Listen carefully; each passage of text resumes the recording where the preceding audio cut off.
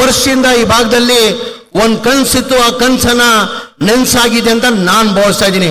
ನಮ್ಮ slum board KSB ವತಿಯಿಂದ ನಾವು ಅಕ್ವಿಷನ್ ಮಾಡುವಾಗ 3974 ಎಕರೆ ಅಕ್ವಿಷನ್ ಮಾಡ್ಕೊಂಡಿದ್ವಿ. ಅವಾಗ ರೈತರು ಬಂದು ಅಕ್ವಿಷನ್ ಮಾಡೋದು ನಮ್ಗೇನು ಅಭ್ಯಂತರ ಇಲ್ಲ, ಇಲ್ಲಿ ನಮ್ಮ ಒಂದೇ ಕಂಡೀಷನ್, ಇಲ್ಲಿ ಒಂದು ಇಂಟರ್ನ್ಯಾಷನಲ್ ಸ್ಟೇಡಿಯಂ ಆಗಬೇಕಾಗ್ತದೆ, ಅದ್ರ ಜೊತೆಯಲ್ಲಿ ಒಂದು ಸ್ಕೂಲ್ ಆಗಬೇಕಂತ ಒಂದು ಕಂಡೀಷನ್ ಇಟ್ಟು ರೈತರು ಅವತ್ತು ಒಪ್ಕೊಂಡಿದ್ದು 2020.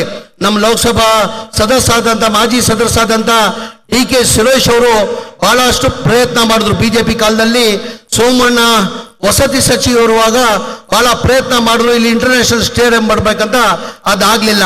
ನಮ್ಮ ಸರ್ಕಾರ 2023 ನಮ್ಮ ಸರ್ಕಾರ ಬಂದಾದ್ಮೇಲೆ ನಾನು ವಸತಿ ಮಂತ್ರಿ ಆದ್ಮೇಲೆ ನನ್ನ ಅನ್ಸಿಗೆ 16 ಬಾರಿ ಇಲ್ಲ 100 ಬಾರಿ ಬಂದು ನನ್ಗೆ ಒತ್ತಡ ಮಾಡಿ DK ಸುರೇಶ್ ಅವರು ಇಲ್ಲಿ ಇಂಟರ್ನ್ಯಾಷನಲ್ ಸ್ಟೇಡಿಯಂ ಆಗ್ಲೇಬೇಕಂತ ಹೇಳ್ಬಿಟ್ಟು ಇವತ್ತು ಒತ್ತಡ ಮಾಡಿ ಇವತ್ತು ಏನು ಗುದ್ಲಿ ಪೂಜೆನ ಮಾಡಿದ್ದಾರೆ, ಇವತ್ತು ನಾವು ಮಾಡಿದ್ದೀವಿ.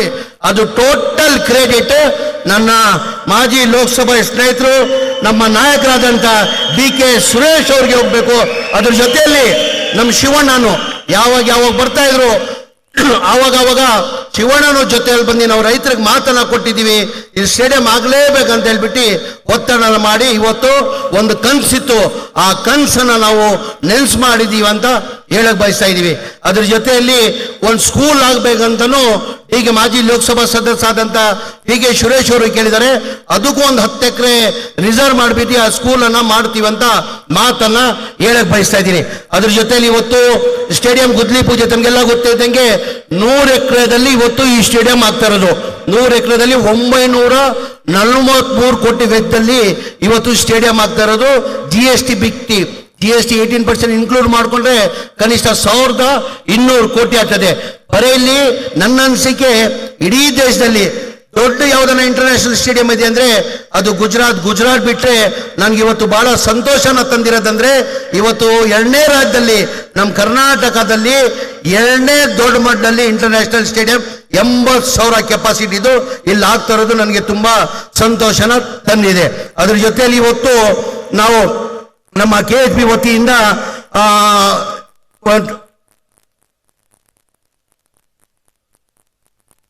KSB ವತಿಯಿಂದ ಟೋಟಲ್ 101 ಕೋಟಿದಲ್ಲಿ 3 ಬೆಡ್ರೂಮ್ದು G+10 ಮತ್ತೆ G+5 ಟೋಟಲ್ 174 ಫ್ಲಾಟ್ ಮತ್ತೆ 200 ಒಟ್ಟಾಗಿ 100 ಚಿಲ್ಲರೆ ಫ್ಲಾಟ್ಗಳು 101 ಕೋಟಿ ವೆಚ್ಚದಲ್ಲೂ ಇವತ್ತು ಗುದ್ಲಿ ಪೂಜೆನ ಮಾಡಿದ್ದೀವಿ.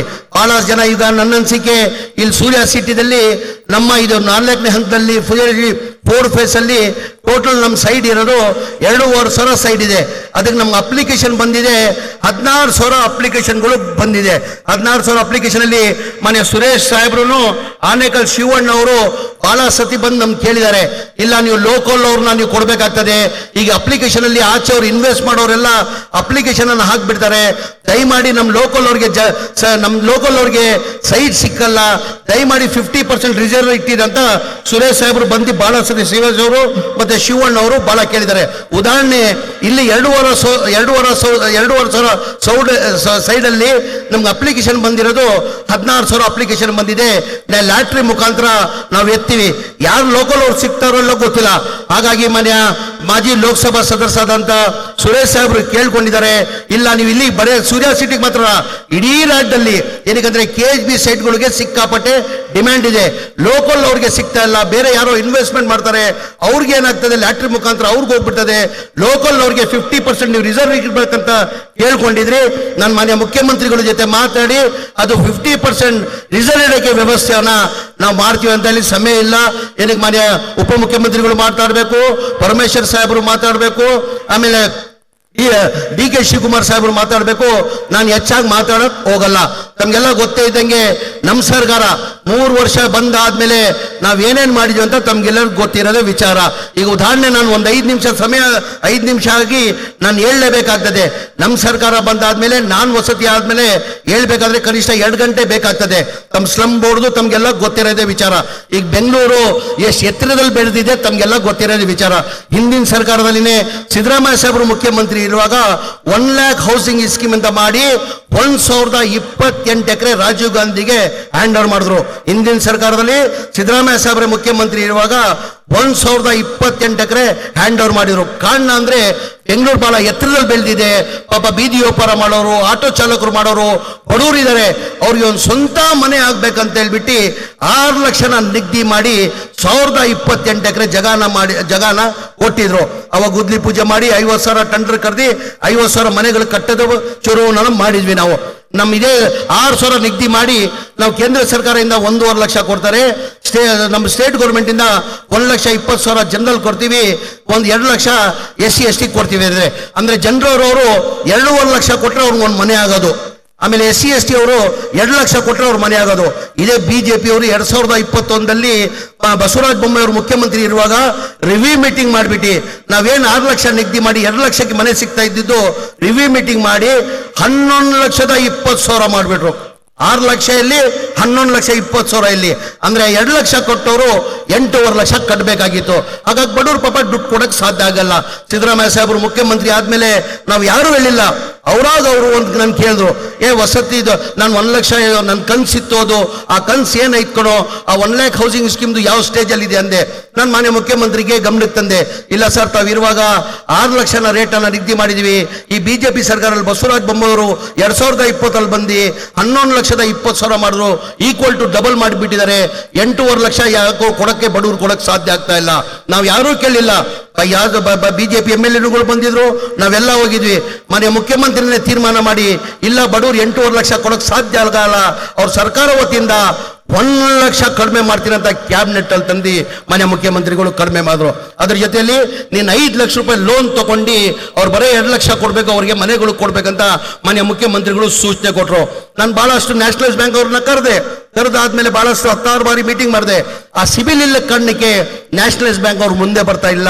ಮಾನ್ಯ ಮುಖ್ಯಮಂತ್ರಿ ಗಮನಕ್ಕೆ ತಂದೆ ನಾನು, ಸರ್ ನ್ಯಾಷನಲೈಸ್ ಬ್ಯಾಂಕ್ ಅವ್ರು ಸಿಬಿಲ್ ಇಲ್ಲ, ಸಣ್ಣ ಪುಟ್ಟ ಲೋನ್ ತಗೊಂಡಿರ್ತಾರೆ, ಮೋಟಾರ್ ಬೈಕ್ ಅವರು ಮತ್ತೊಂದಕ್ಕೆ ಲೋನ್ ತಗೊಂಡಿರ್ತಾರೆ, ಆ ಸಿಬಿಲ್ಗೆ ಅವ್ರು ಸಿಗ್ತಾ ಇಲ್ಲ. ಆ ಕಾರಣಕ್ಕೆ ನ್ಯಾಷನಲೈಸ್ ಬ್ಯಾಂಕ್ ಯಾರು ಮುಂದೆ ಬರ್ತಾ ಇಲ್ಲ ಸರ್. ಈಗ ನ್ಯಾಷನಲೈಸ್ ಬ್ಯಾಂಕ್ ಅವ್ರು ಲೋನ್ ತಗೊಂಡ್ರೆ 7ರಿಂದ 8% ಆಗ್ತದೆ. ಅವ್ರ EMI ಬಂದು ತಿಂಗಳಿಗೆ 5,000 ರೂಪಾಯಿ ಆಗ್ತದೆ. ಈಗ ನಾವು ಪ್ರೈವೇಟ್ ಬ್ಯಾಂಕ್ ಅಲ್ಲಿ ತಗೊಂಡ್ರೆ ಕನಿಷ್ಠ 8,500 ರೂಪಾಯಿ EMI ಕಟ್ಟಕ್ಕಾಗ್ತದೆ, 11% ಇಂಟ್ರೆಸ್ಟ್ ಆಗ್ತದೆ ಅಂದ್ರು. ಮಾನ್ಯ ಮುಖ್ಯಮಂತ್ರಿಗಳು ರಿವ್ಯೂ ಮೀಟಿಂಗ್ ಮಾಡಿ ನಿನ್ ಕ್ಯಾಬಿನೆಟ್ ತಗೊಂಡ್ ಬಾ, ಅದೇನಿದೆ ನ್ಯಾಷನಲೈಸ್ ಬ್ಯಾಂಕ್ ಅಲ್ಲಿ ಅಷ್ಟೇ ಇಂಟ್ರೆಸ್ಟ್ ಅವ್ರು ಕೊಳ್ಳಿ, ಪ್ರೈವೇಟ್ ಬ್ಯಾಂಕ್ ಅಲ್ಲಿ ಲೋನ್ ತಗೊಂಡು 5 ಲಕ್ಷ ಅವ್ರು ಮಾಡಿಕೊಡು, ಮಿಕ್ಕಿದ ಹಣ ಸರ್ಕಾರ ಕೊಡ್ತದಂತ ಮಾನ್ಯ ಮುಖ್ಯಮಂತ್ರಿ ತಂದು ಕ್ಯಾಬಿನೆಟ್ ಅಲ್ಲಿ ಅಪ್ರೂವ್ ಮಾಡಿದ್ರು. ಏನಕ್ಕಪ್ಪ ಬಿಜೆಪಿ ಅವ್ರು ಮಾಡಕ್ ಸಾಧ್ಯ ಆಗಿಲ್ಲ, ನಾನು ರಿಪೀಟ್ ಮಾಡಕ್ ಹೋಗಲ್ಲ. ತಮ್ಗೆಲ್ಲ ಗೊತ್ತೇ ಇದ್ದಂಗೆ ಸ್ಲಮ್ ಬೋರ್ಡ್ ಅಲ್ಲಿ 1,80,000ದಲ್ಲಿ ನಾವು 3 ವರ್ಷದಲ್ಲಿ 80,000 ಮನೆಗಳು ಕೊಟ್ಟಿದ್ದೀವಿ. ಮೊದಲೇ ಹಂತದಲ್ಲಿ 2024 KR ಪುರಂ ಅಲ್ಲಿ ಕಾರ್ಯಕ್ರಮ ಮಾಡಿ 36,789 ಮನೆ ಕೊಟ್ಟಿವಿ. ಇದೇ ವರ್ಷದಲ್ಲಿ ಹುಬ್ಳಿದಲ್ಲಿ ಕಾರ್ಯಕ್ರಮ ಮಾಡಿ 42,345 ಮನೆ ಕೊಟ್ವಿ. ಏನಿಗೆ ಬಿಜೆಪಿ ಅವ್ರು ಕೊಡಕ್ ಸಾಧ್ಯ ಆಗಿಲ್ಲ, ಏನಿಗೆ ಜನತಾದಳ ಅವ್ರು ಕೊಡಕ್ ಸಾಧ್ಯ ಆಗಿಲ್ಲ? ಅವಾಗ ಯಾವ ಗ್ಯಾರಂಟಿನೂ ಇರ್ಲಿಲ್ಲ ಅವ್ರಿಗೆ. ನಾವು ಚುನಾವಣೆ ಟೈಮಲ್ಲಿ ಘೋಷಣೆ ಮಾಡಿರ್ಲಿಲ್ಲ ಈ ತರ ಮನೆ ಸರ್ಕಾರ ವತಿಯಿಂದ 4 ಲಕ್ಷ ಕಟ್ಕೊಡ್ತೀವಿ ಅಂತ ನಾವು ಘೋಷಣೆ ಮಾಡಿಲ್ಲ. ಬರೇ ಬಡವರು ಬೀದಿಯಲ್ಲಿದ್ದಾರೆ, ಕಷ್ಟದಲ್ಲಿದ್ದಾರೆ ಅಂತ ಹೇಳ್ಬಿಟ್ಟು ಮಾನ್ಯ ಮುಖ್ಯಮಂತ್ರಿಗಳು ಉಪಮುಖ್ಯಮಂತ್ರಿಗಳು ತೀರ್ಮಾನ ಮಾಡಿ 7,400 ಕೋಟಿ ಬರೇ ಸ್ಲಮ್ ಬೋರ್ಡ್ ಕೊಟ್ಟಿದ್ದಾರೆ. ಒಟ್ಟಾಗಿ ನನ್ನ ಇಲಾಖೆಗೆ ಈ 1 lakh ಹೌಸಿಂಗ್ ಇವೆಲ್ಲ ಸೇರ್ಕೊಂಡು 10,000 ಕೋಟಿಯನ್ನ ಎಕ್ಸ್ಟ್ರಾನ ದುಡ್ಡು ಕೊಟ್ಟಿದ್ದಾರೆ. ದಯಮಾಡಿ ಇದೆಲ್ಲ ತಾವು ಅರ್ಥ ಮಾಡ್ಕೊಳ್ಬೇಕಾಗ್ತದೆ. ನನ್ನ ವಸತಿ ಮಂತ್ರಿ ಮಾಡಿ ಇಂಥ ಒಳ್ಳೆ ಕಾರ್ಯಕ್ರಮನ ಮಾನ್ಯ ಮುಖ್ಯಮಂತ್ರಿಗಳು ನಾನು ಮಾಡಿಕೊಟ್ಟಿದ್ದಕ್ಕೆ ಅವ್ರ ಹೃದಯದಿಂದ ನಾನು ಧನ್ಯವಾದಗಳು ಸಲ್ಲಿಸಿ, ಪಾಪ ತಾವು ಬಹಳ ಖಾತ್ರಿಯಿಂದ ಉಪಮುಖ್ಯಮಂತ್ರಿಗಳು ಮತ್ತೆ ಮುಖ್ಯಮಂತ್ರಿಗಳು ಮಾತು ಕೇಳಕ್ತಾ ಕಾಯ್ತಾ ಇದ್ದೀರಾ. ನಾನು ಹೆಚ್ಚಾಗಿ ಮಾತಾಡೋಕೆ ಹೋಗಲ್ಲ.